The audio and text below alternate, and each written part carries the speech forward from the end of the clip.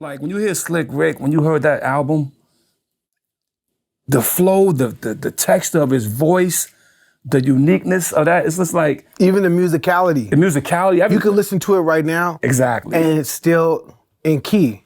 Right. Like there's some stuff that I loved growing up, and I listen to it now and be like, oh wow, that's really out of key. Right. Wu-Tang Clan, y'all shit? Right. I'm All out in of key? key. No, I'm out of key. No, bro. No. I stay out of key. I stay out of key in a sense. I stay out of key. The samples? Yeah, let me say what let me speak. I can speak on myself a little bit, right? Yeah. No, I force it back into key. Right. So if you go with, of course, like a Cream, okay, that's in key, right? But then if you go to a song like Shame on a Nigga,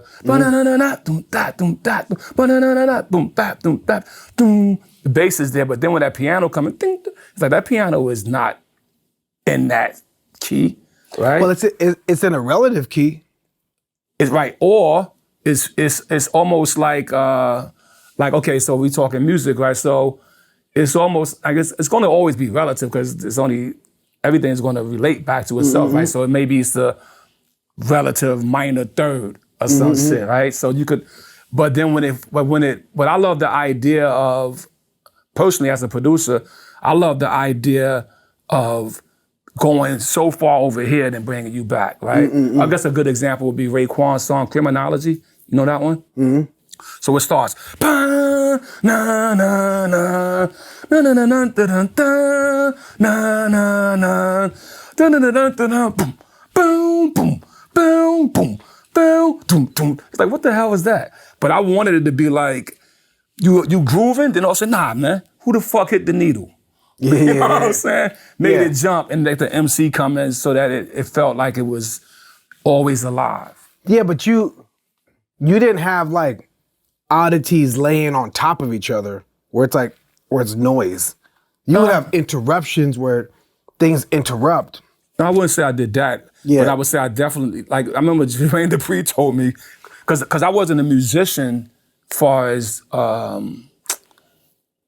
trained musician, right? I didn't know theory. I didn't know what a C was when I was making 36 chambers. Like, we said, yo, hit the C. I'm like, nigga, you know what I mean? Yeah. I'm not pressing nothing. I don't know. You know what I mean? And also, I kind of just stayed in the black keys for a long time. Everything on chess boxing, because now, as I know music theory, the whole piano itself is really, the 5 black keys is the pentatonic scale, and everything else is a division of it. So those 7 white keys is really divided into 5 black keys versus... It's like life. Yeah, exactly, exactly. Versus the other saying sharp, and it ain't that the C is sharp. No, that C is the first note, like, or even the B flat, for instance, right? But they call it B flat. But if you go back to, I think Debussy, he trained like starting there, right? And then when you start there, you end up with your whole tone scale or something. Then you got to divide it. So anyway, I didn't know all that type of information. My ear was my guide, like all of us, right? Our ear is guiding us in the sounds we're looking for. We're trying to put sounds together that actually invoke a feeling. Yep. You know what I mean? And I think my feelings, I was invoking New York. I was invoking the pissy staircase, the noisy train. You know what I mean? What tool did you, like, I always wanted to know, like, what equipment was you on? The most of the beats were made with the ASR 10 or the EPS 16 plus. So started with the EPS, they came with the 16 plus. And then I had those same discs, and then they came with the ASR 10 right before I started doing 36 chambers. So all my EPS or EPS plus or EPS disc fits into the ASR, right? It was an upgraded machine. So I could have a beat that I made in 1989 or 1990 on floppy disk, and then stick it in this 1991, 92 version of it, and even change the sample rate. But the ASR 10 was my choice, and of course the SP 1200. But for the SP 1200, there's only like maybe 5 tracks of my catalog that actually came from that. Like Brain to Pain, that's SP 1200. You know what I mean? But most of my shit is ASR because it had the ability, first of all, you got way more sample time. Yep. You know what I mean? And I was kind of, without being musically trained, I was always, I wanted 4 bars. I didn't want 2 bars or 1 bar. Like, remember, hip hop verse was just a 1 bar beat. Yep. You know what I mean? You had Then to like use the lever on the SP to slow it stretch down. Yeah. And then we got some 2 bars maybe, right? Chopping it, you know, think about Easy Mo B and them. But then on 4 bars, like, after you'll have to there'll be to I could get that whole 4 bar. I could add my breaks. I could add break on top of a break and have all that. And then the ASR 10, it gave you all your instruments as tracks. How did you come up on an ASR 10? Like, I know my journey of like, yo, man, I can't wait to get this piece of equipment. I want this piece of equipment. Like, how did you, what did you do was you well off like that just to get it? No. How did you come up on your shit? Okay, well, let me paraphrase the history here. I'm a DJ first, right? MC first, writing lyrics. All you need is a pen and a paper. Wrote my first rhyme at the age of 9. You know what I mean? By the time we got to 11, we selling newspapers. Bought 2 straight-arm turntables, and the rhythm box and flashes. Man, it was. I didn't know I should have curve arms. Yeah. You don't know. Yeah. You just go get the shit. You get the mixer that the fucking fader is too stiff. You don't know. No belt drive. Yeah, no belt drive, Yeah. direct drive shit. But I got it, and I got a flashes on the beatbox, a rhythm box. So that's my first piece of equipment. Then of course we went on 606, 909s. But each time I'm either selling something or hustling something to get it. But by the time the SB 1200 came, I was kind of like trying to get in the record industry, probably 17, 18 years old, you know what I mean? Had a manager, Mel Kwan, shout out to Mel Kwan, and Shabazz, from Shabazz Brothers. And the SB 1200 was like the dream machine. You know what I mean? Marley user, you keep hearing about this thing. And so I was able to like get one, to rent one. So I rented it. But I ain't take it back, you know what I mean? You know what I'm saying? I ain't take it back to years. Like I gave the dude his money back like, he ran it to me years later. But it's like, he let me get it, let me rent it. So I had it. So now I'm making beats and we started making little demos. And this is like before Prince Rakeem. You know what I mean? Wow. And then, but my homie, right, who's also to me an unsung producer hero, that probably, you know, should be sitting amongst us, a kid named RNS. So RNS, AKA TT to my hood, he had the EPS. You know what I mean? And he made like the Shaheem first album, UMC's. He's the dude that's producing that. Okay? And he I used to love that UMC's No. album. He was a dope producer. They was wow. They was pretty cool. Right? They from the same projects. So, but he had the EPS. And then he's going down south one summer, and he asked me, yo, let me borrow your SB 1200. You know what I mean? I want to take it because I'm going down south for the summer.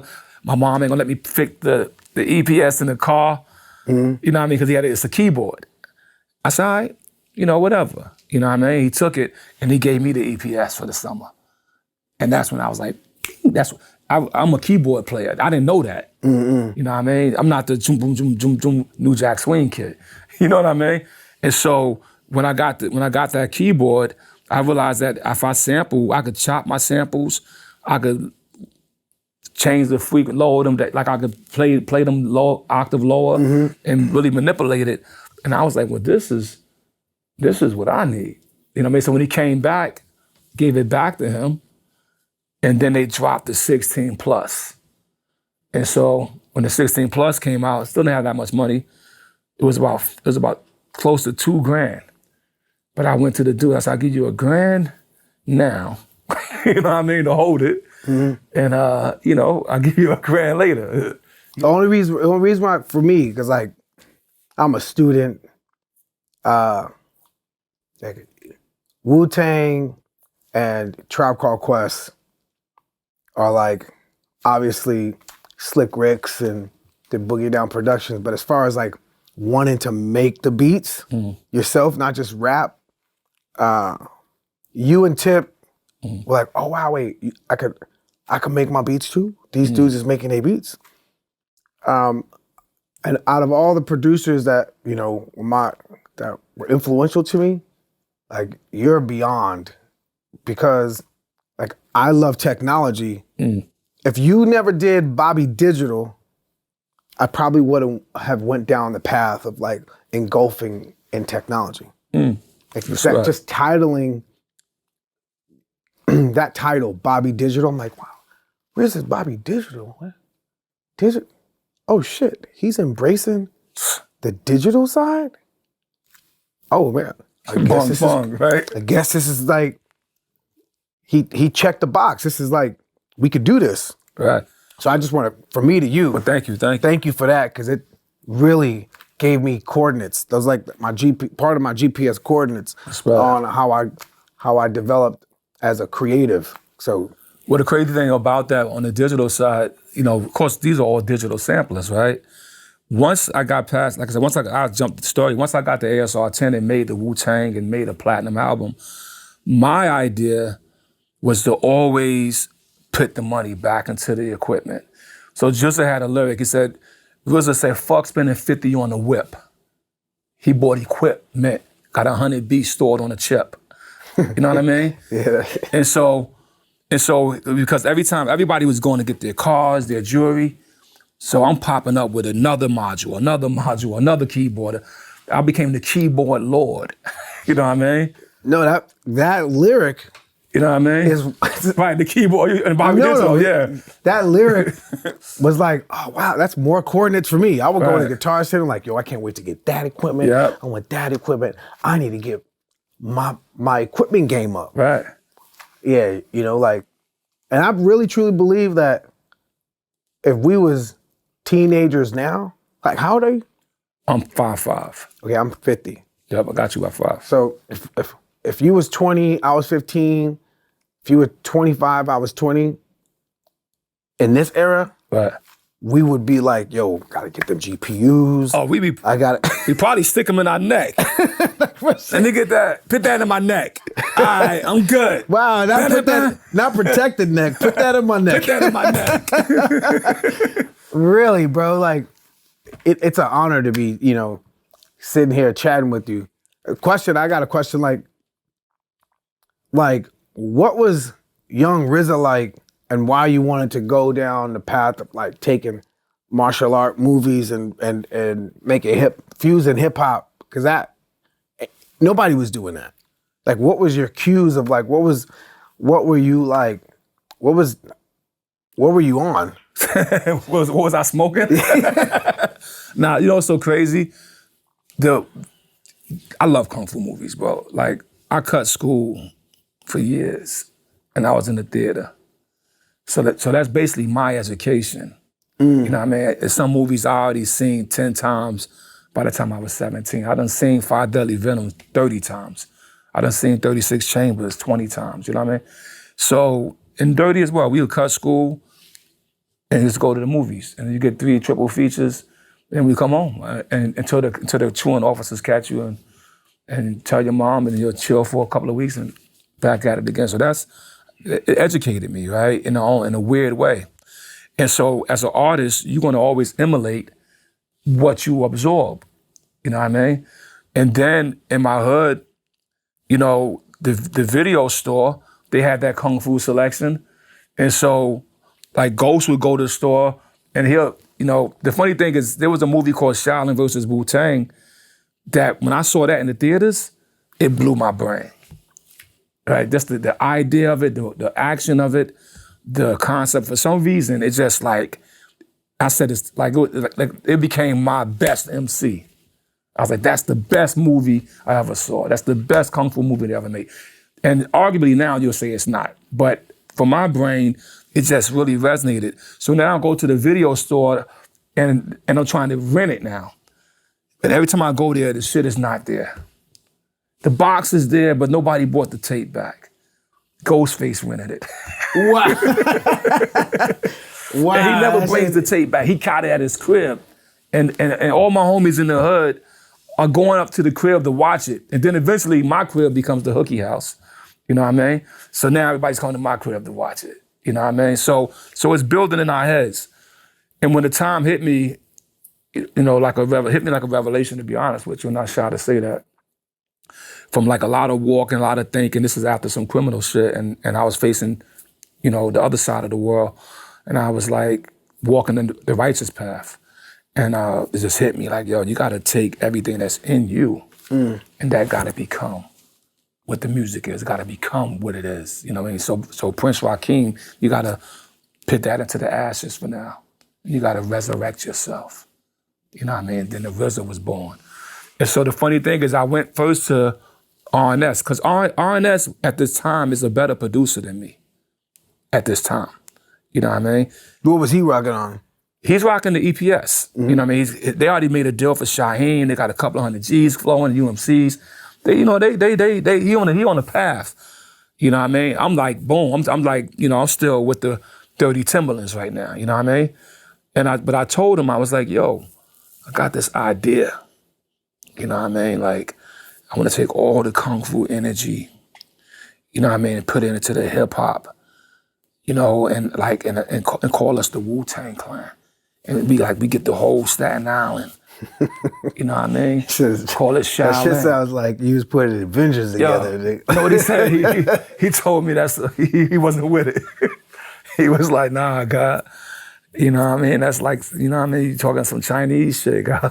And I was like, okay, he don't get it. Cool. He didn't get it. You know what I mean? But, you know, reason B, right? I can understand why he didn't get it. You gotta, people can't see if you're saying, yo, we're gonna make a pyramid, you know, or Noah. He's like, hey guys, I'm gonna build an ark in the middle of the desert because it's gonna rain for 40 days and 40 nights. People are like, oh, it never rains more than 2 days here, bro. Yeah. You know, it ain't pragmatic, but it was for you to see. Yeah, it's for you to see. Yeah. And you try to get others to see it. So, but the ones who did saw it was the MCs, right? Because it's witty, it's unpredictable. Who's the first person that was like, I'm with it, and who was the person that you had to like work harder to convince? The first person was Ghost, because me and him was roommates. So we lived together for years, and that was like, that was it. We was like this, you know what I mean? But everybody was with it. Like, even before it was just like Staten Island was like, yo, the Wu-Tang slang. It became like, that's the slang now. Like this is like 91. So even when Prince Rakeem comes out, it says the Wu-Tang mix, which is the more darker mix. Easy Mo B made the track, but he kind of wanted to make it pop. And he had this other sample. I was like, nah, I like that. I want to do it over that. But the label didn't want that, you know what I mean? So we kicked it on the side B. But it was like that Wu-Tang was existing, you know, Meth, Ray, Ghost, Deck, U-God, you know what I mean? We was already, that's the slang, that was the flow. That was like, you go to Staten Island, you come to Park Hill, you're gonna run into Wu-Tang. You come to Stapleton, you're gonna run into Wu-Tang. You know what I mean? So. And then, sorry, I got another one too, like, because even my entrepreneurial perspective, because y'all was the first cats that's like, Public Enemy had they merch and a logo on a couple of bands that became brand based, like Run DMC. You know, you see, right. You think Run DMC, you see that logo, right? And you know they was fucking with Adidas. You think of Public Enemy, I see that logo, right? Think of De La Soul, I see a bunch of logos, but every single logo they had was super expressive. Mm-hmm. When I think of Wu-Tang, it's like Wallabies, it's merch, it's hats, it's everything. Right. Like what was your inspiration on like the entrepreneurial merchandising side of Wu-Tang? The skateboards, like y'all did it on a totally different level. Well, you know, that's not just me, right? So I'm the Abbot, and so I bring my ingredients to the stew. So I bring in 4 things, you know, but you're looking at Wu-Tang, you're looking at a community, right? So Ghostface is the Wally champ. You know what I mean? You know, Power. You know, he's like, yo, he's the dude that's like, yo, we're gonna open stores. You know what I mean? Divine is, okay, we're gonna open the store. I'm gonna form the corporation to open the store. The Abbott is gonna go sign a deal to get the money, hand the money over to them. They open the store. And then the Abbott just throws in, yo, I was like, yo, all pants gotta have drawstrings. And sit and drawstrings at the bottom, because when you carrying your shit, God, my shit be falling. You know what I mean? So I want my shit to fall through my leg, you know what I mean? Yeah. So everybody's adding on. Raekwon is coming in with you know, fly, luxurious shit. You know what I mean? Always, like Raekwon's the first dude I saw in the hood reading the Rob Report. You know what I mean? The Rob Report was that's his magazine right there. You know what I mean? Yeah. So you know, so everybody, you know, me and Meth probably had the most comic books. Meth had the most comic books, to be quite frank. If I had 500, he had 1,500. You know what I mean? Dirty, just raw Brooklyn Zoo. But at the same time, Dirty was actually, like Dirty kind of put Staten Island onto polo. You know what I mean? Polo rugbies. You know what I mean? Polo slacks, back when people were still trying to wear Lees and Bill Blass. So the point I'm saying is that each one of us is adding something to the equation. You know what I mean? You go to Deck, you'll find something. You go to U-Guard, you'll find something. You Master Killer, you'll find something. You'll find all these different elements. So now when you look at the Wu as a whole, along with Power and a few other people that was on our team, I think Mike McDonald back in the day was on our team, Mook, John Gibbons, and it's a community. So when you get a community, you get them all. It's like hip hop, black industry. Like you guys, because a lot of times people are like, wow, how many people in your group? Right. Like 3 people, 4 people. And you be like, how y'all splitting up all that money? But then you think of Wu-Tang, you're like, wow, that's a lot of people in the group. Wow, they really formed like an industry. And also in y'all's group. You know what's so crazy about that though? And you know, I'm never shy to say all praises due to Allah, is that our success actually saves our community, though. Right? You got to think about how many mothers, you know, get a home. You know what I mean? And I mean, even when you trickle down to Sons of Man, Royal Fam, all of them, everybody didn't make, you know, some dudes, maybe he's only going to make $100 grand. But that $100 grand got him to a point in life. Like I remember the Wu, when we was young, remember everybody's like, Y2K, Y2K. Mm-hmm. Everybody was scared of Y2K. And it was in the year 2000, once we got to 2000, I kind of was like, okay, I got everybody to 2000. Like nonstop work for me as the Abbott. Like my work ethics and what I gave to the time I've gave to our brand, to our movement, was more time than I gave to my family, to be quite. I actually lost my first family because of how much time I gave to the art. And so when we got to 2K, I was like, well, like all of us, I mean, most of my crew, it's probably 50, 60 of us now, that most likely should have been, according to the system, locked the fuck up, or so to say, right? No college graduates, mostly high school dropouts, you know what I mean? And yet, this economics saved these families. And then you go back through it and you go, yo, what up, Killer Priest? His son went to college. Yo, what up, Devon? Devon put all his children through college. You know what I mean? Law degree, business degree, you know what I mean? So you go check Power, right? His son is assistant DA in New York City, exactly. You know what I mean? So you keep going, you go, wow, these dudes, but you go check us, you're like, yo, these are the, so I'll say that to say that it was that type of, that unity, it was that type of movement. Like we were striving to save ourselves and to save our community, you know what I mean? And once we got there, you know, it's like, okay, now do what you're gonna do. Like, and all I wanted, you know, not to keep telling the same story over, all I wanted was 5 years uninterrupted of everybody's time. I said, if you give me 5 years, I could get us there. I know it, I see it. And then once I realized I couldn't explain it, right? I said, you gotta trust me. You know what I mean? Because it's like it couldn't come in the word form yet. It's just like it was the thought before it becomes the word. Now we could talk about it in its words, and you can even build. Others could take those words and build on it. But yeah, it was a beautiful thing. But enough about me. Right? No, shoot, no.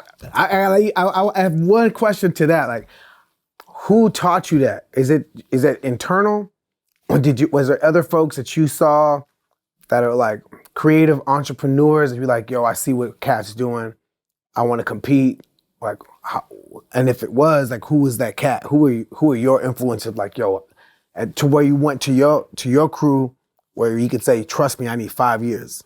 Like, where did you get that knowledge? I didn't see that nowhere else, but only I probably could,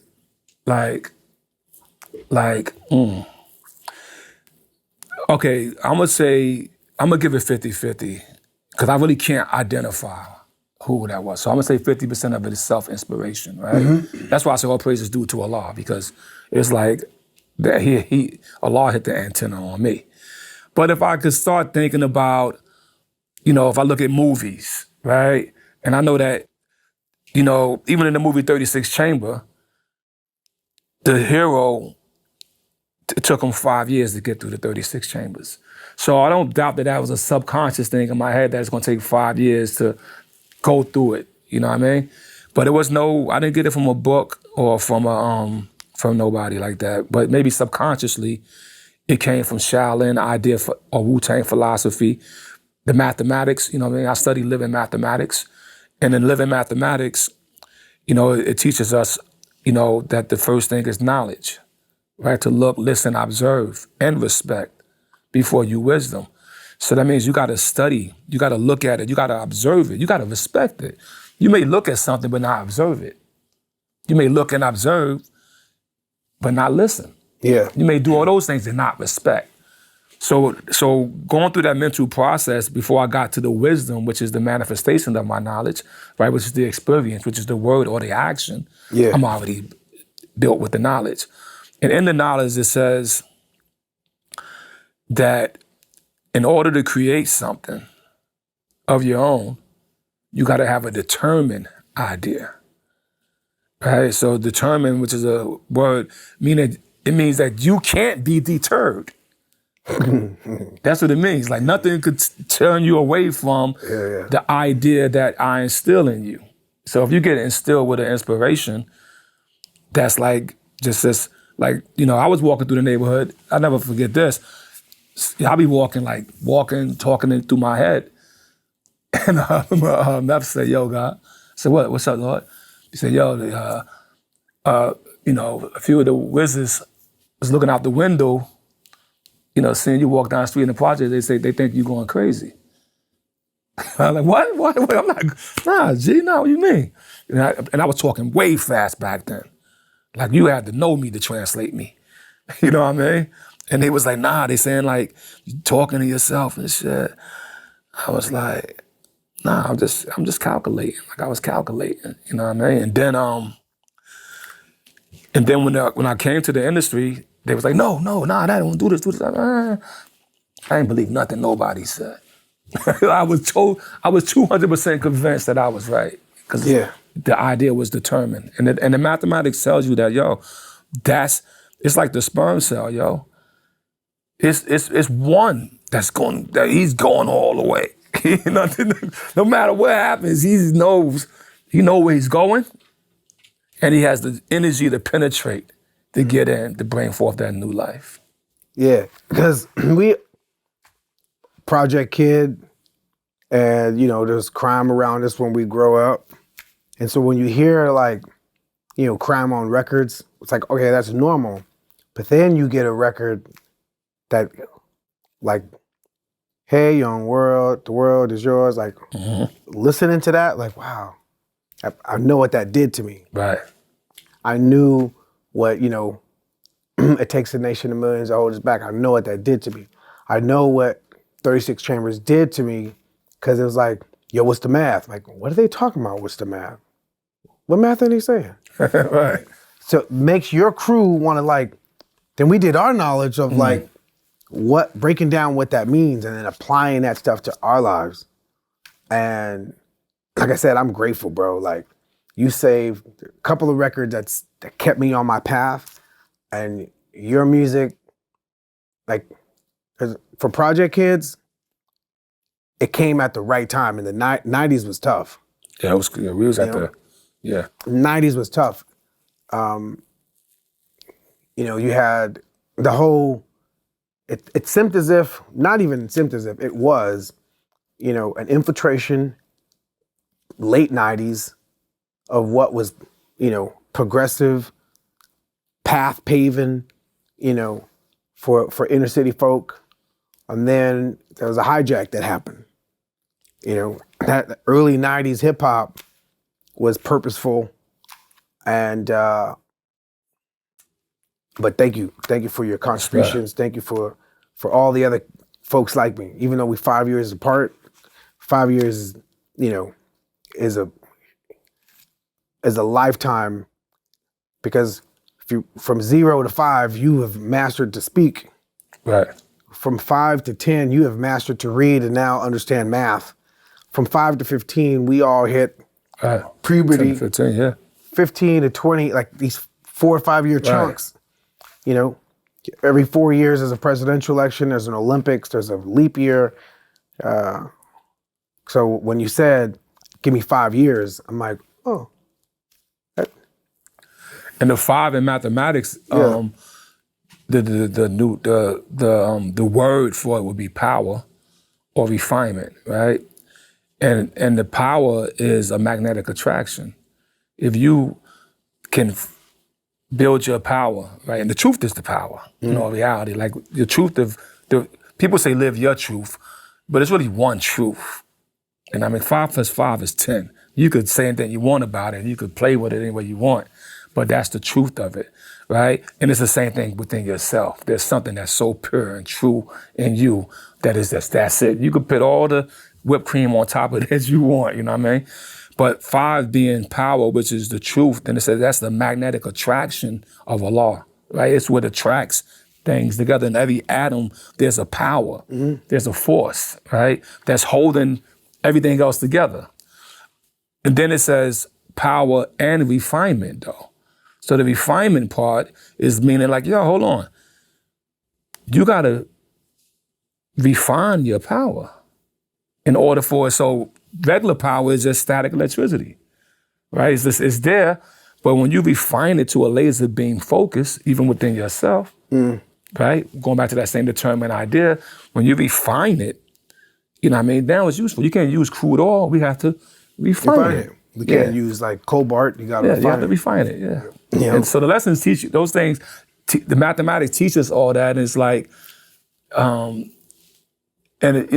a young mind in New York, like, where it was circulating everywhere. Like everybody was, but for my young mind, who's also a comic book reader, a martial art movie lover, a DJ, all that, for me, it was like taking all those elements and culmination that to manifest my power and to refine that, And so when I told my brothers, and my brothers did say this to me, if you even ask anyone, they say, yo, well, this dude here was a dude that was reliable and kept his word.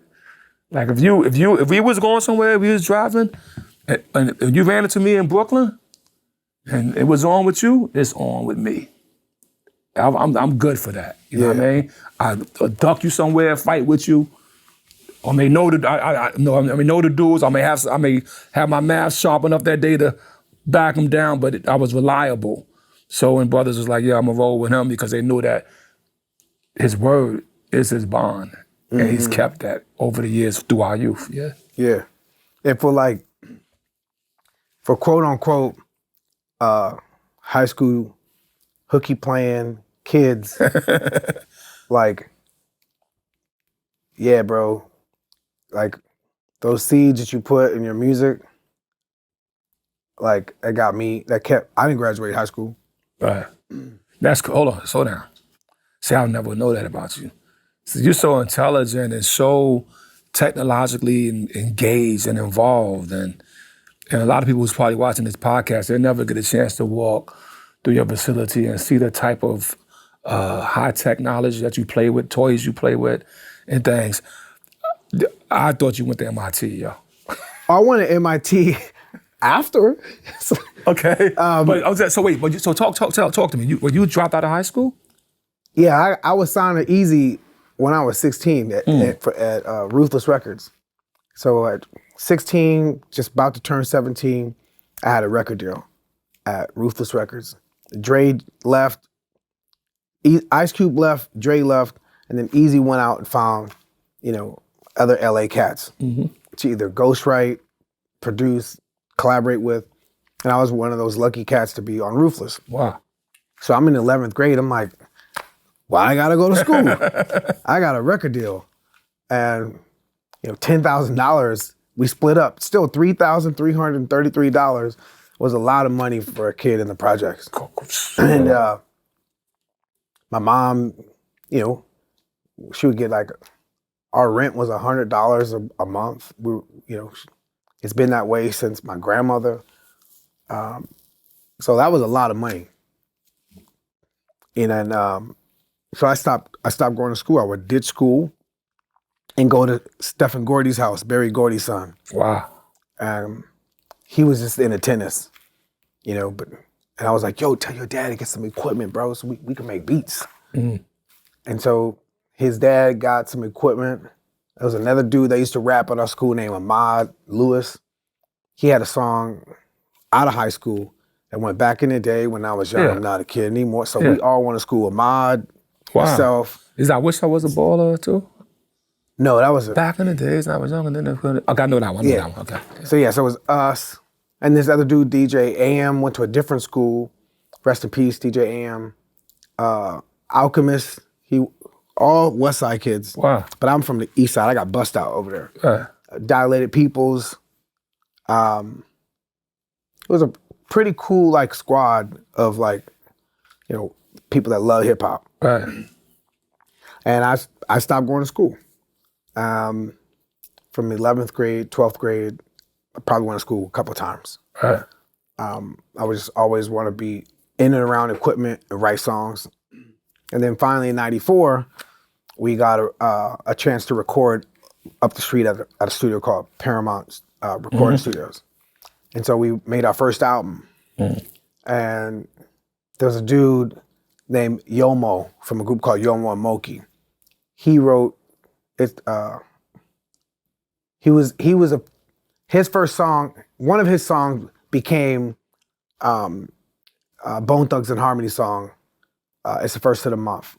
And but yeah, we were all on Ruthless. That makes sense, and that's Ruthless. Yeah. Okay. And so when Easy passed away, our album was supposed to come out in 1995, and it never came out because Easy passed. And so then we started Black Eyed Peas after that. And I wanted to have my idea was yo, imagine, because we love East Coast rap, hip hop. I don't want to do West Coast. Because to me, it's I don't want to make music that reflected my project life. I want to live, I want the feeling I'm getting from Tribe. I want the feeling I'm getting from De La. Right. West Coast is just too on the nose. It's too Crip, Blood, Cholo. Right. It's just, the music was gang suits. Right. It just felt and I didn't want to live that life. Right. I want to escape. I'm yo, imagine we could take Tribe and De La songs, but also Delight. I love that Grooves in the Heart. I love Heavy D. I love Kid and Play. I love UMCs. Right. I love the music that makes me feel life is. It's kind of jubilant in a way. Yeah. There's a jubilant feeling about everybody you just named. Yeah.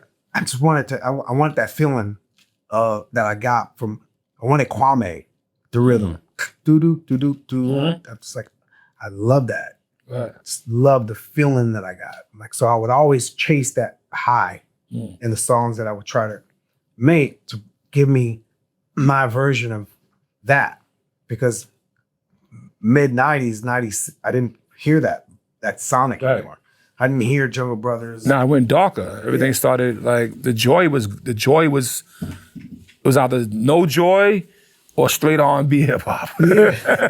Yeah, so I was trying to bottle that emotion from 88 to 93. You know, Kane, Kwame, Tribe, Redhead Kingpin, YZ, Thinking of a Master Plan. Yep, I know YZ. You know, Poor Righteous Teachers. You know, all the music that I'm like, school wasn't teaching me the stuff that this music was teaching me. Right. You know, Brand Nubian, One for All for One. It's like, they wasn't teaching that. They weren't teaching us that in school. Right. But here's some music that's each one teach one. Like, what the fuck were these kids on to where I could see why it went dark on the industry side. Right. It's as if some shadow dwellers did that on purpose. Right. But I want to go back to the school thing, but also what happens is this too, though, right? Just to throw some, you know, the crazy thing though, when you mentioned you dilated, Ahmad and all y'all kind of around each other going to school, right? So if you go back to New York, it's similar. You know what I mean? Tribe, you know, I met Q-Tip in high school. He's in the same school with the Jungle Brothers. You know what I mean? Even though, you know, I got signed to Tommy Boy 18, 19 years old. So you got Tretch, RZA, we in limos together, falling together on each other's shoulders and shit. You know what I mean? Wow. You got Buster. I think I know Buster since I was 16. You know what I mean? Poor Rice's teachers, King's son, like you could run into them at the rallies. You know what I mean? So Wow. So New York, there's a community of talent. RZA and Jay-Z, they probably battled when they was 17 years old. You know what I mean? It's like this is that world right there. When Nas told me, I met Nas when he was 15, 16. You know what I mean? And so it's like the same thing, like the two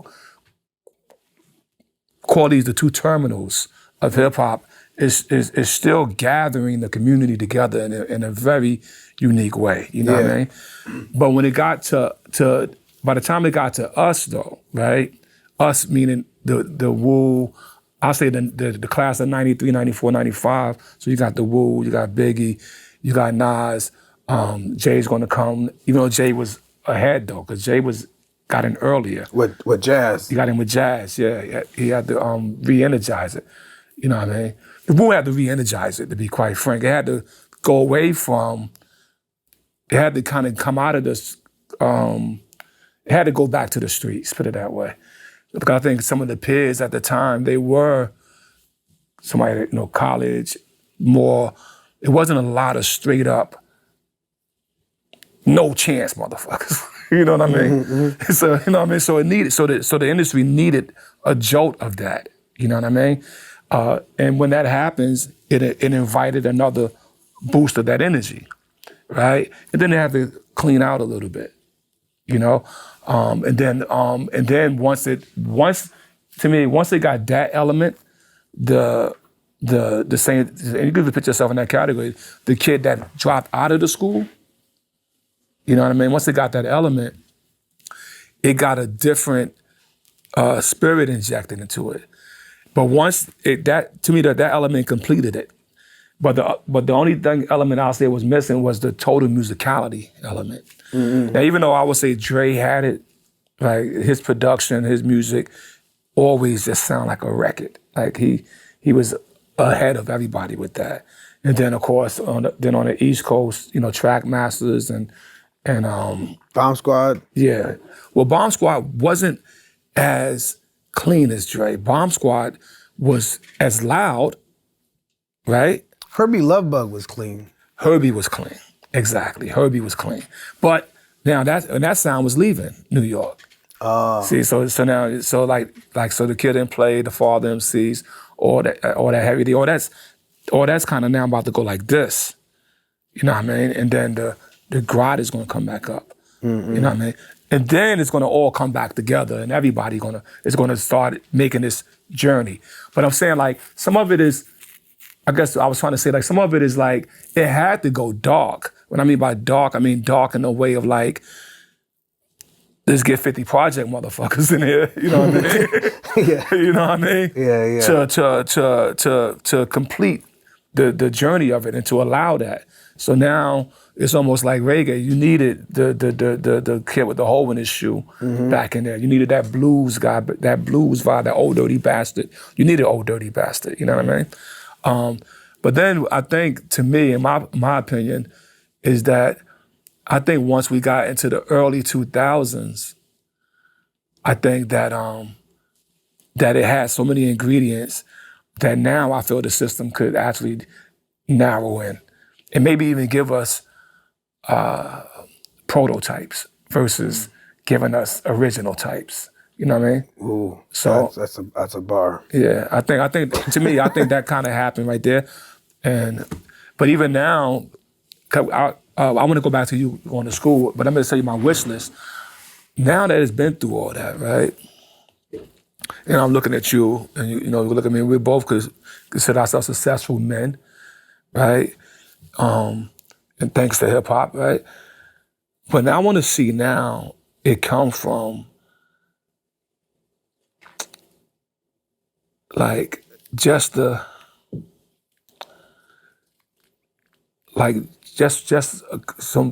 kid with a pure soul, right, who's not tempted to even put on the cloak of darkness because that's going to help him sell. Who's not even tempted to put on the cloak of a pop because that's going to make him sell. There's really a generation that got everything that we offered and are so confident in themselves. Like, so it could be a kid that, he lived, I don't care if he lived in Tokyo, Japan, on a mountain for his whole life and studied all the hip hop and come back and give us a version of hip hop. You know what I mean? A kid, our children are well-off children, right?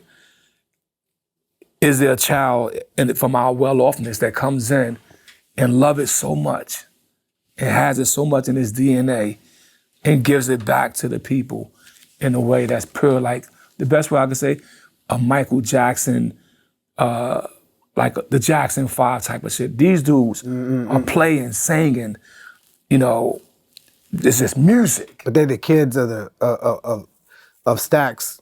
They're the kids of like soul music. They're Exactly. the kids of Otis, the kids of James Cook, Brown. and James Brown, and then boom, the Jackson 5, Michael Jackson is like the the prodigal son of like, I see that. But in a way I get that from Coach Contra.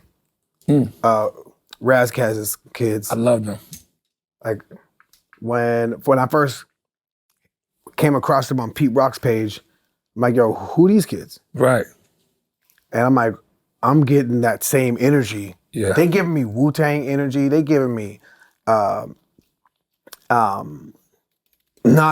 They giving me Tretch energy, not the flow, Not but flow, just like the power of it. They're giving me all the things that I love about the night. Not that the '90s is like so sacred, but to me it is. Right. 88 to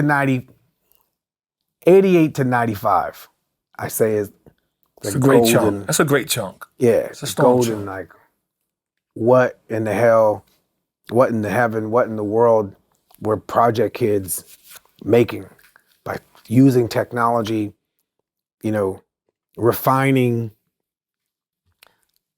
the energy that 60s and 70s jazz cats was, making and brewing, taking bits and pieces of it, fusing funk with jazz and jazz with rock and rock with, movie clips. Yeah.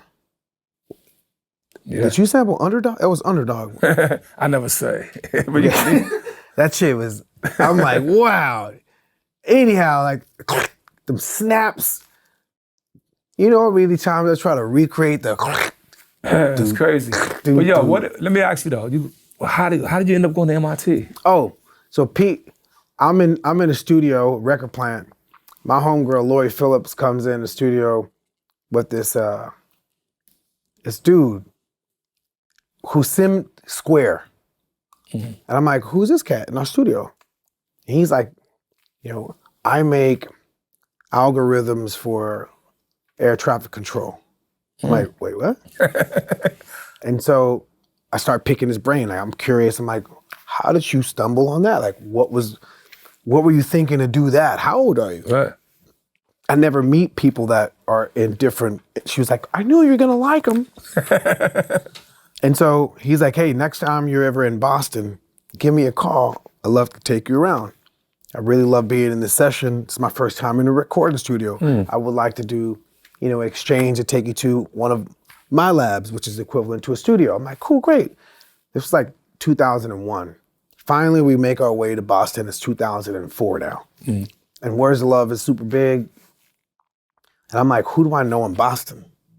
So I classically always put, if I meet somebody, their name, what they do, and the city they're from. So it's like Alan, his name is Alan. Right.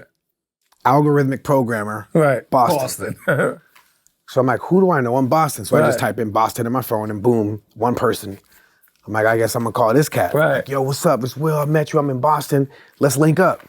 He was like, sure, why don't we meet at MIT? I'd love to take you to the Media Lab. I'm like, Media Lab? I got shit else to do. Right. So he takes me and I see these robots. I see these like prosthetic limbs. I see all this stuff in there. And I'm like, what is this place? He was like, well, it's we have all these different disciplines that people take or study. And we have roboticists up here in this department. We have prosthetic limb department here for folks that come back from the war, the Army, and the Department of Defense funds this section at MIT. So I'm like, oh, like the movies where either the government or some private billionaire goes to academia and says, hey, I'll fund this for you guys to research that. Find my answer. So I'm like, oh, wow, some shit is real in the movie, because I always love sci-fi films. I'm like, wow, so that stuff is real in the movie. So now I'm at one of these labs. Right. So he was like, yeah, let me introduce you to my mentor named Professor Patrick Winston. He's in the AI department. He runs the AI department. So I'm like, all right, cool. So I go meet this guy named Professor Patrick Winston. I'm like, yo, what's AI? What is AI? He was like, well, you work with computers? I was like, yeah, I work with computers. That's how I make music. I use Pro Tools. I got a Mac. He was like, how did you get into that? I was like, well, first I was using an MPC 60. Before that, I was on an SP1200. Before that, I was on a Sony S550. S550? Yeah, that's S550? Yeah. Okay. That's when I first started on. Okay. And then he's like, okay, well, those are all different types of computers. AI is the projection of compute where you no longer need to learn short keys. You just speak to it. I'm like, get the fuck out of here. You speaking to a computer? He's like, yeah, that's the ultimate input. Eventually, it will be like neural brain to chip compute. I'm like, have them on next, right? Right. So then I'm like, oh. So then we went to brainstorm. I was like, so if I had no legs and I was on a wheelchair, I would need, so if I had no legs, I would need a wheelchair. That's why I saw those prosthetic limbs over there. He was like, yeah. I was like, so are you telling me this AI and this compute is a prosthetic for our minds because we're crippled mentally? So everything that a computer could do is equivalent to what legs can do without, if your legs are working functionally. You don't need prosthetics, you don't need a wheelchair, you don't need crutches, your legs work perfectly fine. So your mind, they say we use 10% of our mind, so if we use more of our mind, you wouldn't need computers, right? I was like, and So if you're doing AI and you're teaching AI all this stuff, are they aliens? He was like, why would you ask me that? I was like, well, what is AI to an alien? What is an alien to AI? He's like, well, if you think an alien is something that comes from if you think an alien is something that comes from a different planet, it's not alien because it shares the same three-dimensional understanding as you. Alien is something that operates at a different dimension. I'm like, oh, so AI is alien? He was like, hey, why don't you take my number down? Whatever I love this brainstorm. I got to get back to class. Whenever you come to Boston, you're welcome to sit in my class. So we would go to Boston. That was one of our, when you're on tour, you tour every quarter. Right. You got tour budget, you work in your project. We would go to like East Coast at least, once a quarter. Right. So we're in New York, we're in Philly, we're in Boston, we're in DC, we're in South Carolina, we're in Miami, right? That's if you have a record that works, you're definitely in those spots. Yeah, that's a sweet spot, yeah. And so every time I'm in Boston, I'm like, from 1994, 95, 96, 97, 98, 99, 2000, 2001, I would go to Professor Patrick Winston's class. Right. Just learning about AI, learning about tech, learning about like how things, because I love computers. I'm like, yo, I love computers so much. I want to know everything about how they come to be. The chip, where's the silicone, what are the refinery plants to make the silicone, what type of sand is used to make, to refine, to turn into silicone, the spinning of the boards, the electrical engineering, the machine engineering. I just want to know all that stuff. Right. And so I wanted to meet those folks. Like, yo, bro, I know rappers, I know breakers, I know, graffiti writers, I know fashion designers, but I don't know no silicon. I don't know developers. I don't know roboticists. I'm like, I need to meet those cats. Right. Like if you was trying to start a label, like, yo, let's get some rappers, like, let's go, you know where to go hang out. If you want to have a party and you want, some strippers, you know where to get strippers. It always, like, where do I find developers? Like, where are these motherfuckers hiding at? I need to go find them motherfuckers. So I'm like, yo, I'm going to Caltech. I'm going to Cal Arts. I'm going to Trade Tech. When I go to Atlanta, I'm going to Georgia Tech. Right. I just want to go meet the folks that are like, what do you want to do? I am a computer scientist, or I am a electrical engineer, or I am a mechanical engineer. Like, I want to meet those cats. Right. And so that's what got me, like, autodidactic. I just want to just self-taught. That's beautiful. That's so beautiful. And, and it's beautiful because, as you said, you start with the 550 to the SP to the MPC 60, and you're playing with technology as it's growing. We all are, right? We're playing with the growth of technology, right? We're not dissecting our machines and seeing the motherboard, the chips, and what's making it work. But then you actually are one of the few of us that, through your curiosity, get to a spot like MIT, and it just hits you just like making your first beat almost, right? Yeah. That's exactly what it was like. That's crazy, yo. That's a was blessing. exactly what it was like. But, like I said, I probably wouldn't have had, most likely, not even probably, definitely wouldn't have had the curiosity to care if my heroes weren't like Bobby Digital. If my heroes weren't like, that's why I mean that from like my entirety, when I'm like the seed planters. Right, respect. Like every time I see Tip, I thank him 1,000 times. Every time I see him, I'm like, yo, thank you, bro. He's so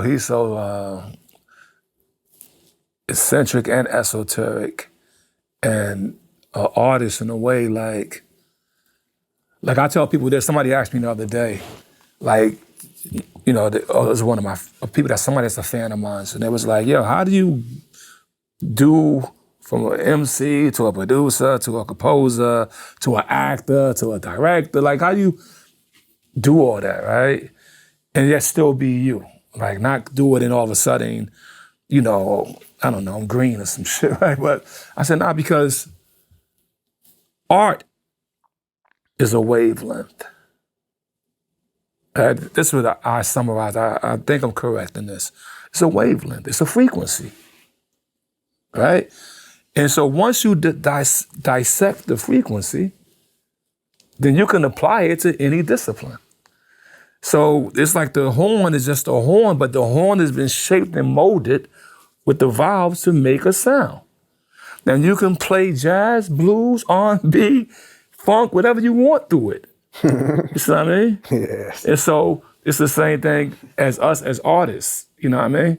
We are an instrument for that to flow through. So for you to even, going back to yourself, to be sitting there, even the engineers, it's an art, right?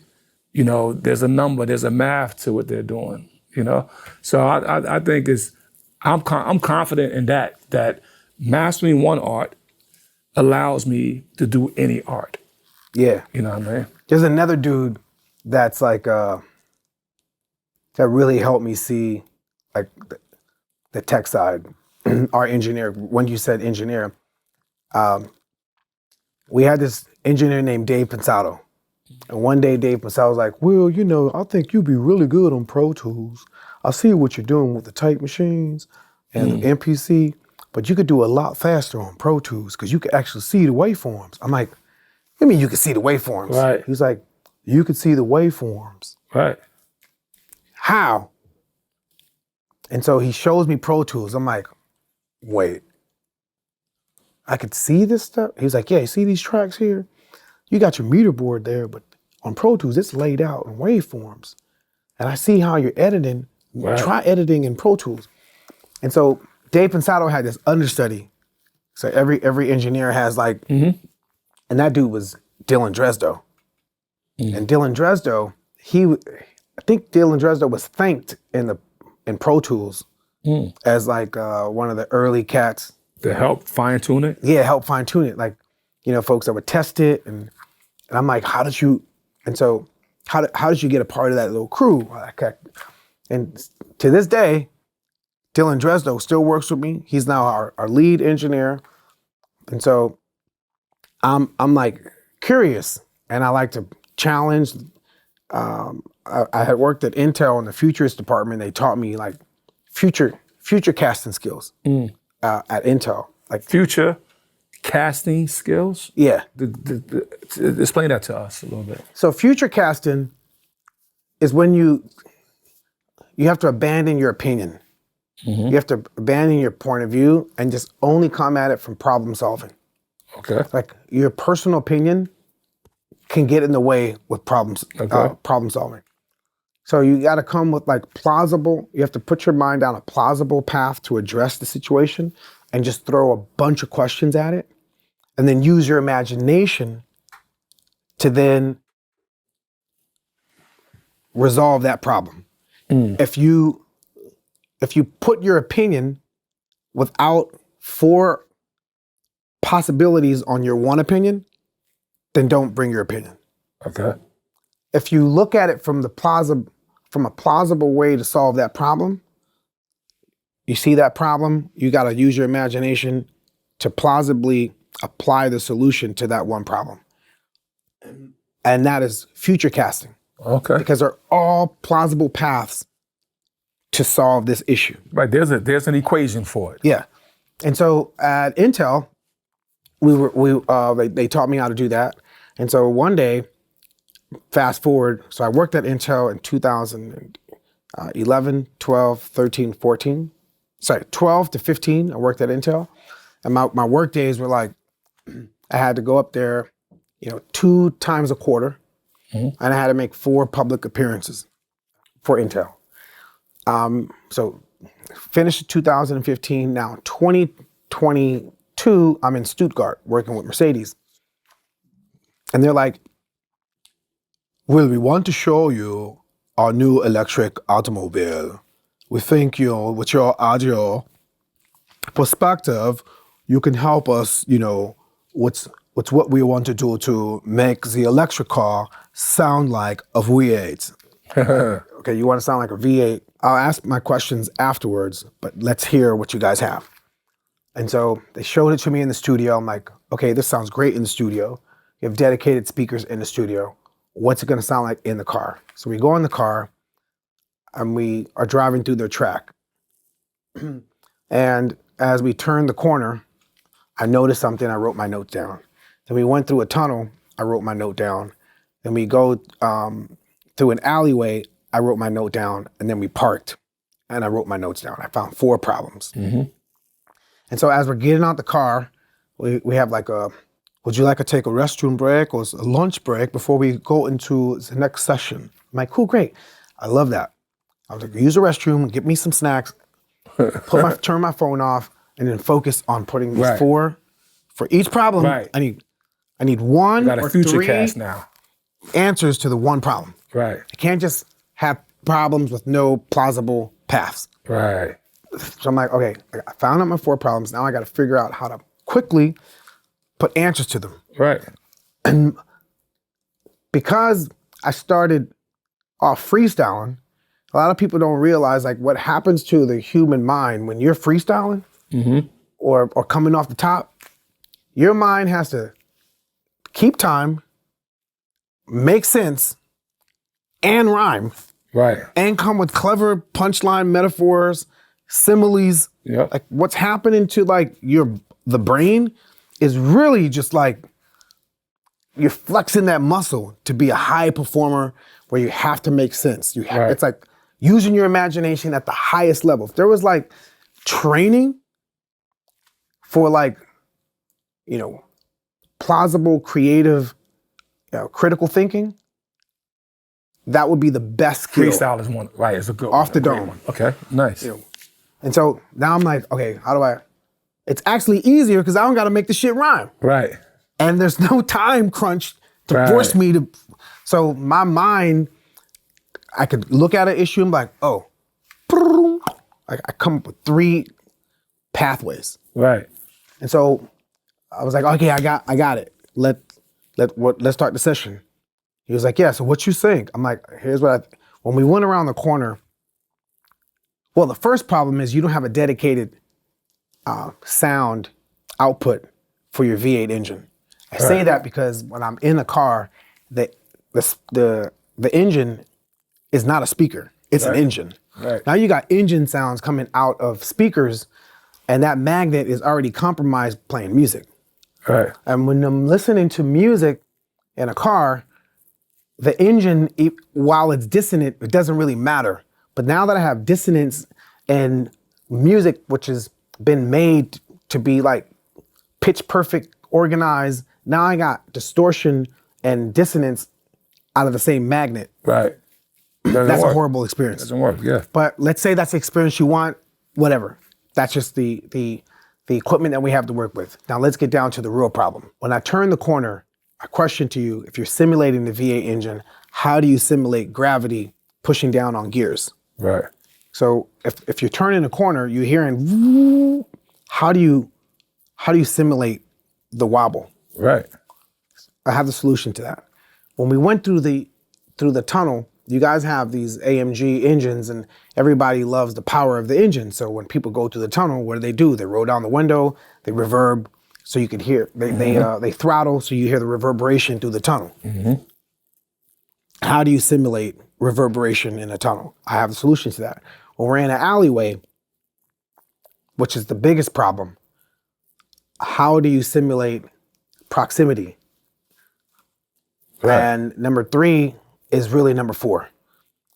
If I'm watching TV and I can't hear, I can see some TVs have sign language and all TVs have closed captioning.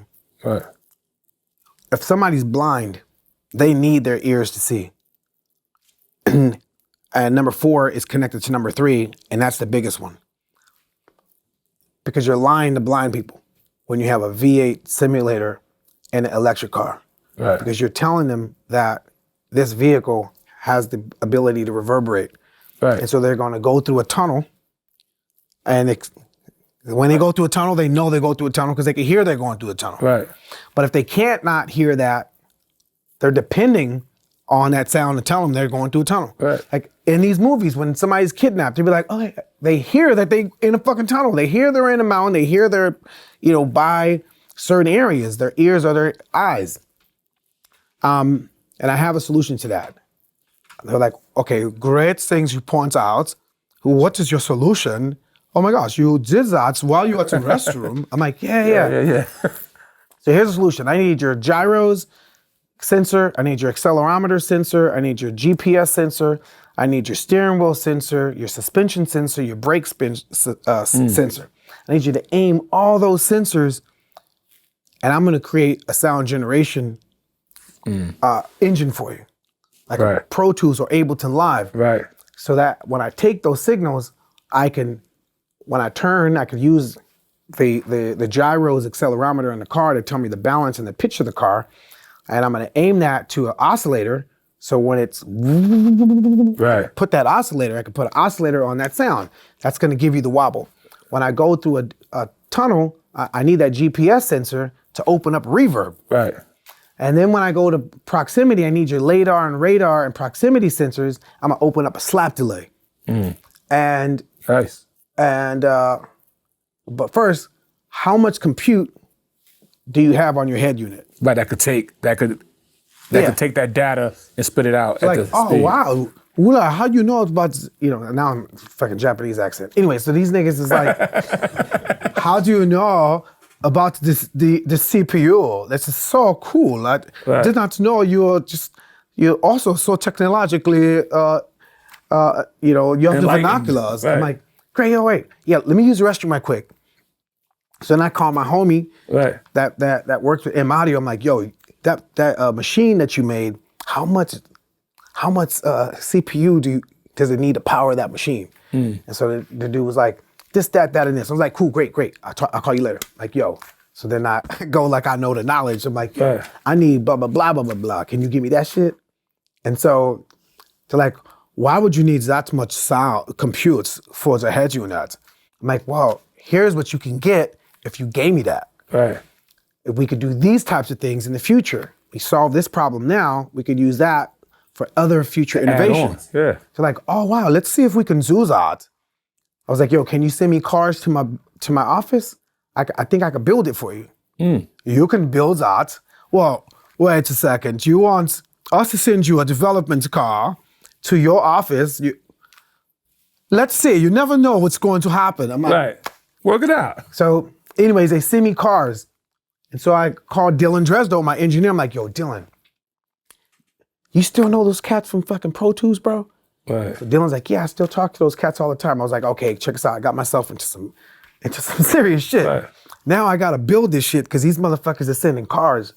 Dylan, can you call some folks from Ableton or freaking Pro Tools and see if we could build this thing? This is what I'm thinking about building. So Dylan's like, yeah.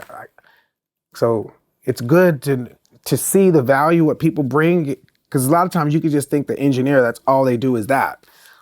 Well, like people think that all I do is write rhymes or make beats. Like your network, you want to acknowledge everyone in your network and see how they could contribute. So Dylan Dresdo is a guy that connected us with this dude named Aaron. And we made the first prototype. Mm-hmm. We had this huge ass computer in the back of the car. And then my COO, Lee, we all go to Germany. And we're like in this hangar in Mercedes City. They like, Mercedes is like, I call it Mercedes land. It's probably as big as like a couple of boroughs in New York, all Mercedes. And so we're in this hangar. It's super like intimidating. When the CEO comes or the CTO, there's like a caravan of like cars that lead them so to keep them safe, because they're like, you're dealing with like top secret shit at Mercedes. So they come like their own little government, and Lee's like, wow. I'm like, yo, this fucking crazy idea that I had to put a whole new like sound generation engine in a Mercedes. All my fucking favorite rappers were sitting in front of Mercedes. Rakim was in a Mercedes, sitting in a Mercedes. LL Cool J, all my favorite rappers, like they talked about AMG kits, they talked about benzos. Me and Lorenzo rolling a benzo, like, okay, this is hip hop. This is my contribution being a hip hop student to put a technology in a Mercedes. Okay. So I'm like, Lee, two things are going to happen. One, they say our drivers are not going to want this. And if that happens, I'm an ambassador at Mercedes. Right. They're going to see me more than an ambassador. So we win. Right. So the worst case scenario is not them saying no. The worst case scenario is them saying yes. And you got to figure out how to She was build it like, for everybody. why would that be the worst? I'm like, because I got to take this huge ass fucking computer and make it the size of an MP3. Right. That's actually the hard part. Right. And the moment Mercedes says yes, then our ass is on the line to deliver it. Right. Or somebody's going to take this child And have it without you. and have it without me. And then, you know, that's when you're depressed. That's when you feel like you were, manipulated or Usurped. screwed. Yeah. So what ended up happening was like, they were like, wow, we like it so much. How fast can you put this in our cars? I'm like, well, how fast you need it? So like, we need it really fast. We need it by 2024. I'm like, nigga, it's 2022. Right. Oh shit, okay. Yeah, that's enough time. I can figure that out. Right. That's not enough time though, is it? Oh no, it was enough time. Okay. We figured it out. We deployed it. It's called Sound Drive. It's in like So it's in the new electric Benzes now. yeah. It's in, How what's the size of the computer? oh no, it's on the head unit. Oh, so you basically shrunk it down to We shrunk it down to the size of a. how much space? How much? If I could ask, how much RAM or how much space will it take? Is it? Oh, hold on, I'll get that information right now. Let me call the homie. Because I just saw announce that fucking new computer yesterday. You know, Jensen, that new. Oh yeah. You seen that joint? Yep. Yeah, we'll be working on those. We'll be working on those. That shit look crazy. But you said something, as you dig that up, you said something that I want to tap on real quick. So at Intel, you learned this future casting technique. Mm-hmm. This future casting technique is allowing you to look at a problem and give all the plausibilities, multiple plausibilities to it from multiple angles, right? Mm-hmm. And then from there, your brain is doing that to adding your imagination to it to find a solution as well. Mm-hmm. I mean, that's what a quantum computer is doing right now. If you think about it, Yeah. that's the whole science of quantum technology. Yeah, they give. Is that the bit, right? I mean, it's called a qubit, right? Qubit. Yeah, the qubits are doing, it's future casting. Yeah. No, you were saying, I was like, wait a minute, what else? Oh, shit. So basically, because you started off saying like how the AI, which should be, useful, to say a guy loses his leg and I can actually take his fucking prosthetic, pin it to his knee with some wires and things that goes to his neurons up his spine, whatever, and now he could fucking, like you seen that fucking drummer. Yeah. Yeah, that motherfucker, he playing drums like nobody else right now. Yep. Right, so, and he's triggering it from his mind, right? So the thing that puzzled me a little, that puzzled me with that, my big question is it alien? Before you answer, I say I don't think so. But I'm gonna just say that. The reason why I say I don't think so, because I think that we operate on multiple dimensions. Mm-hmm. Right? I know we do. You know that yourself, right? That's why Paul McCartney said yesterday he came in a dream. He didn't make it like that. He said he heard a melody in his dream, and one of the probably top 50 songs in history that everybody knows. Or I was dreaming when I wrote this. Excuse me if I go too fast. Yeah. Party like it's 1999. Exactly. Yeah. Exactly. Yeah. So I say that to say that I don't know I do probably, the argument of multi-dimension being alien is a great scientific explanation versus it being something that came from Moon, Mars, Jupiter, or some other shit if it had, arm, leg, arm, head, as we say. But if it came from another dimension, that's deep. But do AI come from another dimension? That's the question.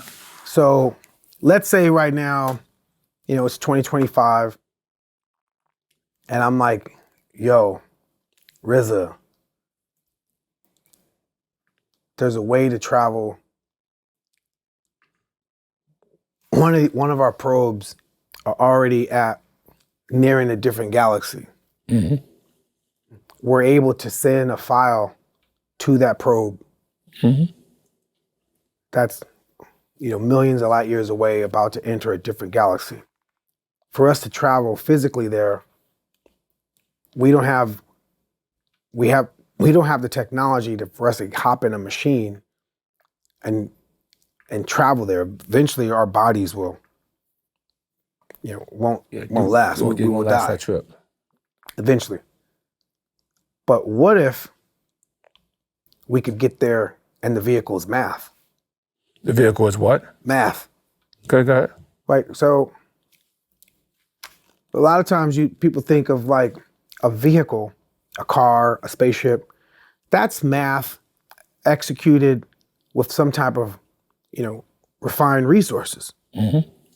But what if the vehicle was just math?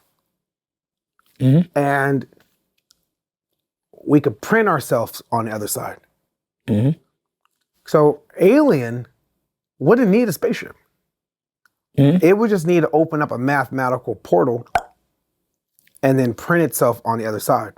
So I think using it, being plausible and using my imagination on like, what is this? Like if a caterpillar goes from caterpillar to cocoon to butterfly, Mm-hmm. that cocoon's a chrysalis. So Mm-hmm. right now we are in a chrysalis moment. And on the other side of this, it's going to be able just to print itself a body. It wouldn't need a spaceship. That's interesting. Let me add this to it, right? Because still, that'd be great, right? Because I like to travel. But there's another beautiful thing too, right? That I'll just add this to the equation. So regardless of how far, that galaxy is, let's just use Pluto as a math. So Pluto, 3,680,000,000 miles away from the sun. Takes light days to reach it. Even the light to reach us is about 800 seconds to reach us, right? So it takes days to get, hours to get to Pluto, traveling at 186,000 miles per second. Somebody do the number. If we travel at 186,000 miles per second. Hey, RZA asked a question. He's like, it takes about... If light travels at 186,000 miles per second. If light travels at 186,000 miles per second. 186,000 miles per second. How long would that light take to get to Pluto? And how long will it take to get to Earth? What do I look at? I feel like Jeopardy right now.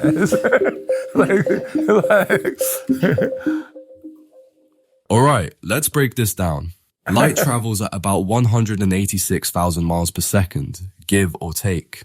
Now, Pluto is roughly about 3.239 billion miles from Earth. So, to find out how long light would take to reach Pluto from Earth, you typically divide that. Yeah, you don't have to tell me how you're doing it. Just give me the answer. Got it. Straight to the point. It takes light about 5 hours and 25 minutes to reach Pluto and about 8 minutes 20 seconds to get to Earth from the sun. Right. How's that sound? Great. Okay. So it takes light 5 hours, right? But when you look at it, you see it instantaneously. Mm-hmm. When you look at Andromeda, you see it instantaneously, Orion, whatever. Why is that?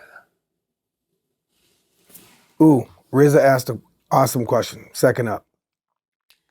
Why is it, no matter how long it takes, why do you see it instantaneously, light, and then when you look at Just say Andromeda, that's the nearest star system. Andromeda, even though it's that far, why is it instantaneous as far as When you look into the sky. when you look up into the sky? is it still there, or is that the remnants of something that was there? That's my question. I see where RZA's coming from. When you look up at the Andromeda Galaxy, or any celestial body really, because it's so far away, what you're seeing is actually light. Light takes time to travel that distance, even at 186,000 miles per second. So what you see isn't the galaxy as it is in the current moment, but as it once was when that light first started its journey to reach us. You're seeing a visual echo from the past. It's a mind-boggling concept, right? What do you think, fam? Now, hold that down. Okay, now, let's just say that that's correct. If it's correct, then everything is already in the past. And it's only now. If that's correct, right? Because that means when you're looking up, that happened already. And the time is always now. Mm-hmm. So that's a whole nother equation. Or, what's traveling faster than light that you can still see it? Why don't you do this? You talk it to it. you talk it to it, and then I'll press in.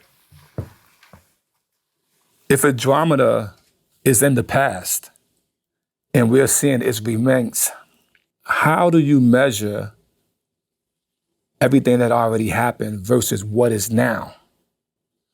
And how do you measure when our telescope is looking into the stars?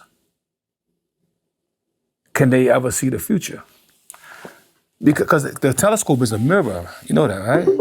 So it's That's always a fascinating thought. When we observe galaxies like Andromeda, we're indeed seeing the past. Our telescopes collect light that started its journey millions of years ago. So in essence, we're time travelers observing ancient history. As for gauging what is now, it's a bit elusive. In terms of cosmic measurements, now is relative due to the vast distances. We use mathematical models, calculations, and our understanding of physics to predict what's happening in faraway places at this moment. Regarding seeing the future, telescopes don't quite operate like a crystal ball. They see the present from a long time ago. Predictions about the future come from scientific models and simulations. They rely on our knowledge of how cosmic processes work, like star formation or galaxy mergers. It's like we're detectives piecing together a story from the clues of history. I have a question, or something to add. It's not a question. So there's this experiment called the double slit experiment. And that is, by the very act of observing a particle, it acts like a particle. If you don't observe it, it acts like a wave.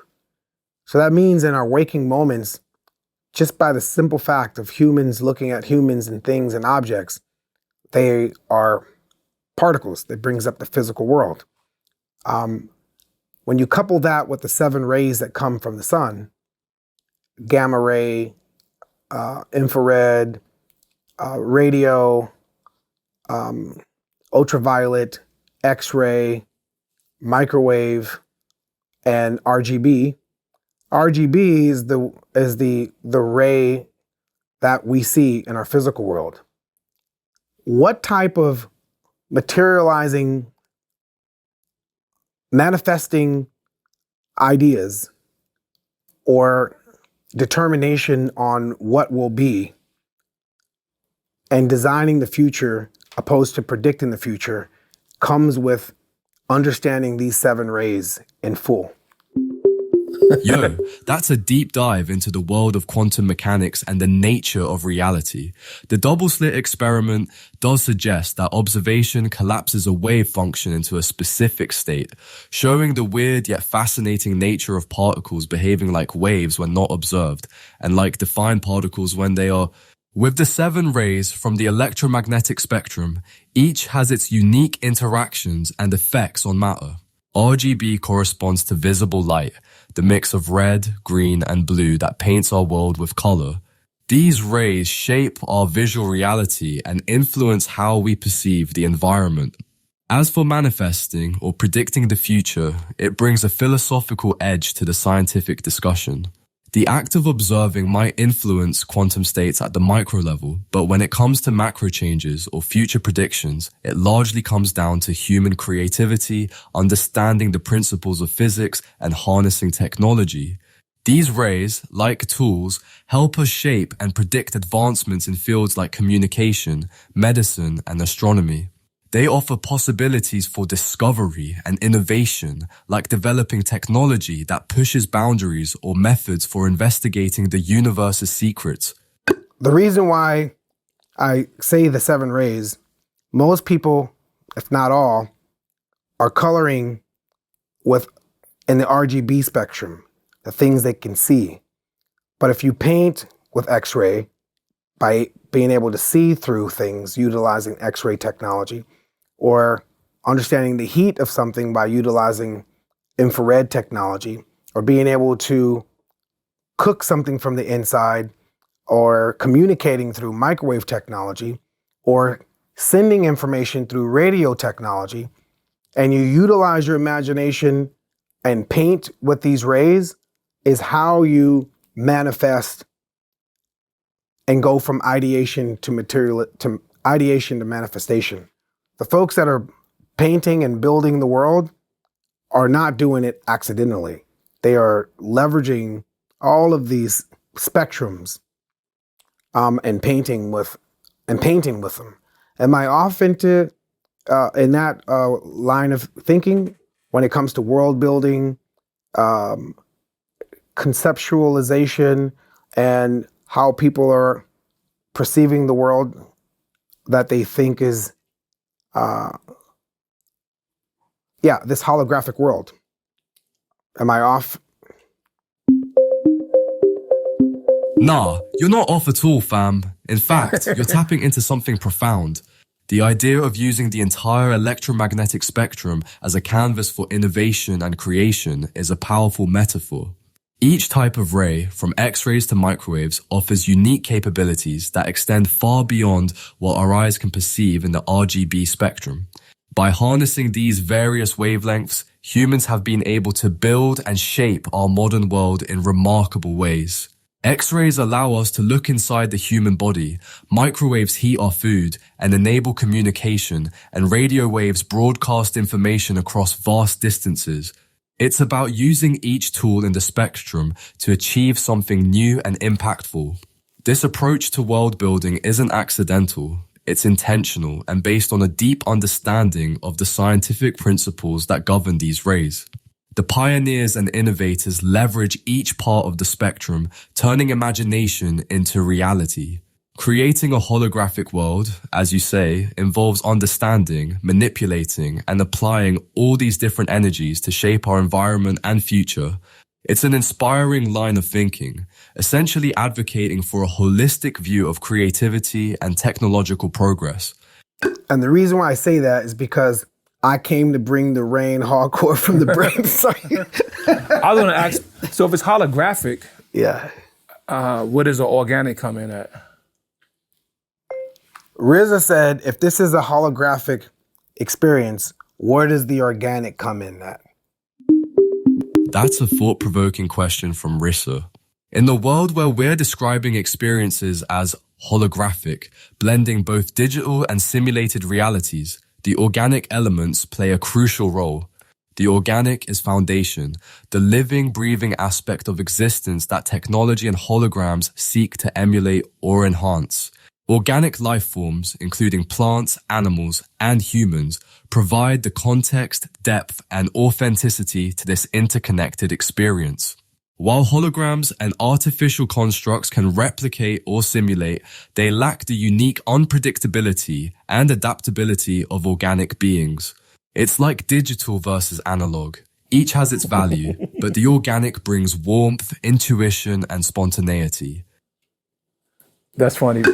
Are you alluding that because we are in this electromagnetic spectrum of reality and governed by some of the principles, if not all, in the double slit experiment, that this is a simulation and the organic world that this is simulating is something else? The idea of reality being a simulation is a captivating topic and one that's been explored in various philosophies and sciences. The double-slit experiment does lend some intriguing thoughts about consciousness affecting reality, suggesting that observation plays a role in shaping what we perceive. In discussing the electromagnetic spectrum, it's key to note that it's a tool we use to interact with and understand our universe's complexities.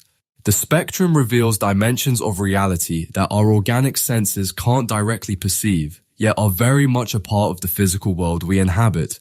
The notion that these principles point towards a simulation taps into existential questions about the nature of reality. Is the world we perceive with our organic senses just one layer of a grander structure? Could what we see be merely a representation or construct within these broader universal laws? While these ideas are speculative and philosophical, they do push the boundaries of how we think about existence. Whether reality is a simulation or an outcome of intricate principles, the organic and observable aspects are as real and impactful to us as anything. So, think about that for a moment. I mean, there's in the book of, the Upanishads, where, really Krishna, one of the great sages, say that everything we see exists in the mind of Allah. Like, it's like we are in the mind of Allah. Yeah. You know what I mean? And that's, but when you think about the physical reality, you think about the real physical reality, it becomes like a question of like, as what's this guy's name? Finn, yeah, as Finn said. It's like, it's hard.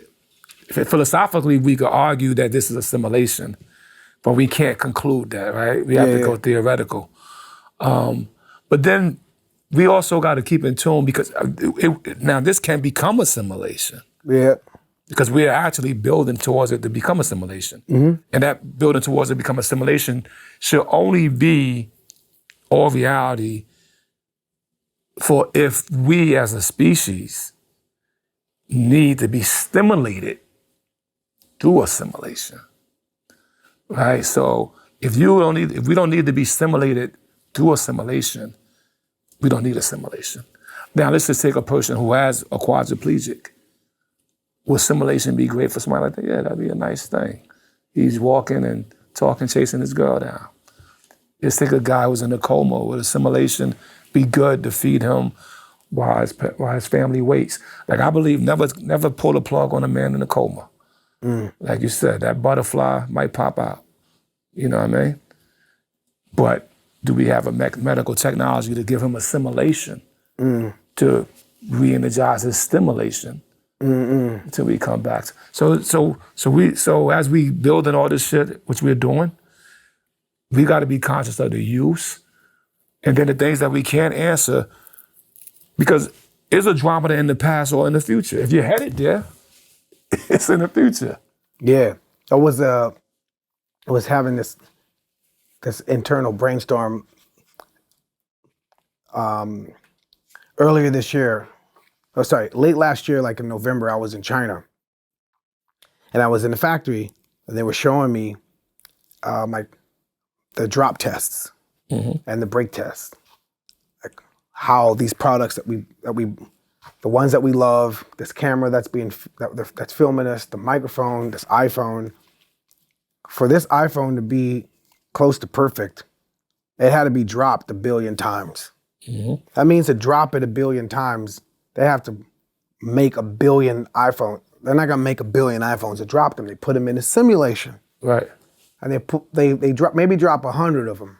And then mathematically, they have a mathematical model, and they drop them, they crush them, all happening in a simulation. Mm-hmm. In order for the perfect iPhone to come out. So one would say, to the iPhone in the simulation, it's real to it. It's the only life it knows. It wouldn't know. Right, to the iPhone, to the simulation. Yeah. Yeah. The iPhone in the simulation, it's mathematically, all the geometry is correct. Yeah, it's like the character, like I said, the character, yeah, okay, I understand. But yeah, so So if this is a simulation, one would ask, like, why are we in a simulation? If this is a simulation. As I was in China looking at, why they make simulations. Right. And I'm like, oh, wait. So if this is a simulation, the only reason why a simulation would exist is to have something perfect on the other end. Mm-hmm. And so to what you said as far as we are in the mind of Allah. Mm-hmm.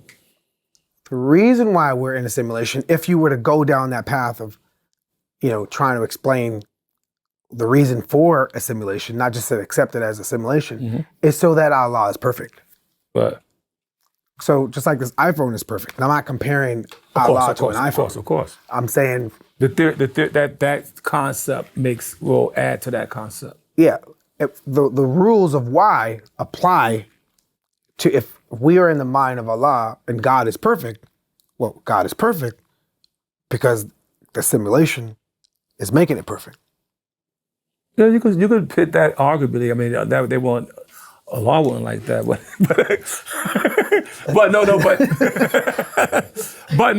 but arguably, I understand that's a mathematical concept. The only I'm not going to rebuttal with that. Because I could rebuttal that, but I won't rebuttal with that. Rebuttal is how we learn. I know, but no, because at the end of the day, because it takes time. Like, look, it takes time, right? Yeah. So it takes time for something to reach that point.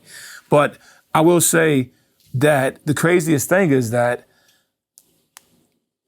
going back to the simulation, and this is the twist of reality, not the twist of reality. This is the weight of reality. So they did it 1 billion times, right? So that this thing won't break when you drop it. And then let's say, how many of those you think they sold? Well, there's 8 billion people on the planet, couple billion. Okay. And let's say have you ever dropped your iPhone and broke it? Yeah, maybe like by the 100 and something time. But you have dropped one that broke. And anybody else did drop one that broke? Wait, dang, that's too many. That's too many. So you're saying Allah don't break? Of course not. Yeah. I'm not going there with it. I'm just saying that the thing of this, of course Allah don't break, right? But I'm just saying, but the simulation that's a demonstration of that's just the faultiness of assimilation. If us in this room, which I didn't expect everybody to say yes, and I could join that equation as well. Yeah. Mine's got a fucking stripe through it as well from dropping whatever, right? Well, the things that breaks are the things you can replace. Like you could get a new glass. My argument is that if us in this room, even if only half of us would have said it, right, the variable of it not breaking is not enough. If us, 3 of us would have been like, yo, my shit broke, and now this is a life, and now this is something of a higher value, then it's not enough. So beyond we'll assimilate. So what we have to do. I'm just saying. So that simulation works for that environment. So we got to be like, as we building this, because we all building what we're building. So we got to then consider our environment, consider the vessel. We talked about vessels earlier, right? You said something earlier. It really sparked my question, because as you said the vehicle. You said instead of the vehicle, the math will travel. But when you said that, I was just adding on to your mind, be like, hold on, no. The body is a vehicle for the mind. Or not. Well, it has to be, because at the end of the day, I mean, for each, cause that's the way that you are able to be individualistically and be into your body, and you're able to look at Pluto and get there like that, regardless, right? Because mentally you could travel there, even if you travel there mathematically. It's not your physical yet. Yeah, but if I'm sitting here as a collected assimilation of particles, and when I'm asleep, I'm in wave, and I have consciousness over my particles, I'm timeless, infinite. Oh yeah. I'm not my body. I'm many bodies, all bodies. No, right. But your body is that vehicle. Because if you don't got that body, you're not going to have that dream. No, if you mastered the state of, if your consciousness was able to manipulate your particle state, then I am the wall. I am all things. I understand that. I am one who is all with all things. Thus the unorthodox I am. That's Pharaoh Munch, sorry. Got a Pharaoh Munch lyric just popped into my head. But think about that though. Let's add one more level to that though. Even with all the things that you are, right? Mm-hmm. How do you identify any of it if you don't have a physical body? The way you do in your dream. You have a physical body in your dream. Not mine. Well, I'm not going to dreams. No. What I'm saying is, but your body is laying still in a bed or a chamber. I don't know if you got a hyperbolic chamber like Goku. No, I ain't got okay. I wouldn't be surprised if he had a fucking Super Saiyan sitting there and all that shit. So I don't know if you got one of those, but even in one of those, even when Goku goes into his hyperbolic chamber, he's still, his body is still there, right? Yeah, got it. So the body is allowing you to travel everywhere you want to go, right? Because in all reality, I ain't gonna keep going too deep on, but just think about that, right?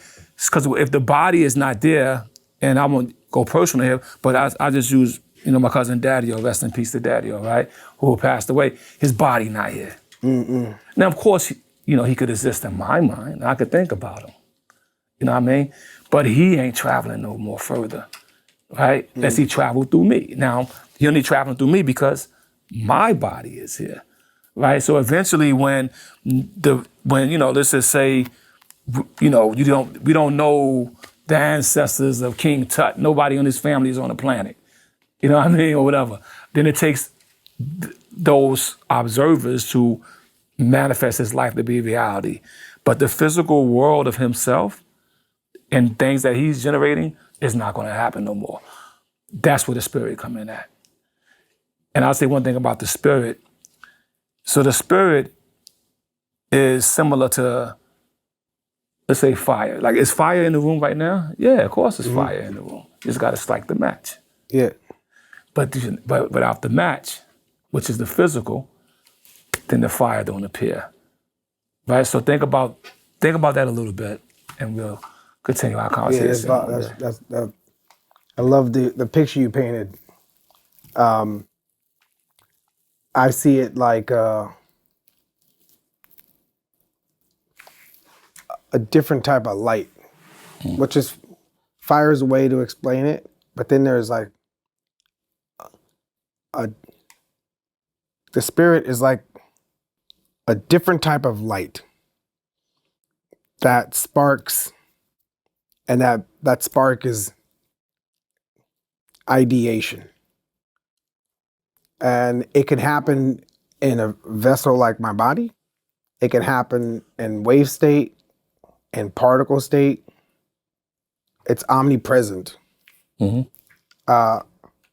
And I think we, as human beings, I think technology is going to force us to unlock an organic intelligence where we're finally going to be able to do what the scriptures or what prophets have, what we read about in the past. Mm-hmm. The Christ, the Krishnas. We are. It's the only place to go next. I think this transition that we're in, where AI is now amongst us, robotics will come. These like half organic through like synthetic biology that will be. Is that carbon mixed with silicon now? Yep. Will be perceived hyperintelligence, but then it's going to unlock the Jedi in us. I think the superhuman is on its way. That's going to happen naturally, not through. I mean, as much as I love technology, I think this hyper spiritual blossoming. It's on its way. And I totally agree with you. You know what I mean? I agree. The more that I totally agree. I don't even got to add on. You know, Yeah. I totally agree. Whatever the tool is for like working out, like you lifting them weights, whatever that friction is to get that muscle to perform, I think AI and robotics is just equipment for our spiritual catapult. Yeah, I see it. I see it totally helping. You know, I look at my own family. I wasn't going to rebuttal on that because I totally agree. But I look at my own life, right? And look at my struggle and the things that I had to do. Then I look at my son, right? So, you know, my son is a better piano player than me. Why? Because he didn't have to put all his time into all that other crap that I had to go through. My other son is a more pious man than me. Why? Because his time, I took away the burden of everything else. And then he had the time to develop that. So as AI come and take away other burdens in humanity, because some people are not, like even us being ourselves, we have evolved because of the burdens that we've removed. So we got the time to even sit down here today. We're not even as worried as some dude in traffic right now. You know what I mean? So so AI will remove more burdens from our species, from man, you know, woman and child, and if we are wise, yeah, we'll become those superhumans. Let's not become gluttonous, all right? Let's get out there and use all these beautiful tools that our minds and brains created. Yeah. And before we leave, there's one thing, like when you, it was an honor to have you in the building. When you first came in here, like I couldn't sleep when I got back home because I was just thinking about a simple sentence you said that just really like resonated because you identified it. You're like, yo, you materialized your mind. And I was like, that to me, you know, 17 years old, listening to Wu-Tang and was today's math, you know, just studying your stuff to then finally have you come to our facility here and you say you materialize your mind.